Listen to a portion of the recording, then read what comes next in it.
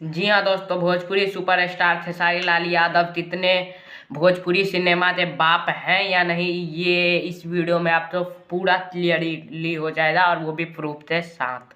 तो वीडियो अंत तक देखिए और चैनल पर नया तो सब्सक्राइब कर दीजिए, वीडियो लाइक कीजिए और शेयर कीजिए, तभी सभी खेसारी फैंस तक इस वीडियो को पहुंचा दीजिए। तो चलिए वीडियो स्टार्ट करते हैं। तो दोस्तों वीडियो एक पोल डाला गया है और ये पोल हमारे चैनल नहीं, बिंदास भोजपुरिया नाम का एक यूट्यूब पर चैनल है, उसके तरफ से डाला गया है और उन्होंने इंटरव्यू लिया है भोजपुरी खलनायक था और नाम आप स्क्रीनशॉट देख सकते हैं यहाँ पे। और उन्होंने लिखा है पोल में, भोजपुरी सुपरस्टार खेसारी लाल यादव भोजपुरी इंडस्ट्री के बाप है। और कितने तो लगता है, हाँ नहीं पता नहीं, 3 ऑप्शन दिए हैं।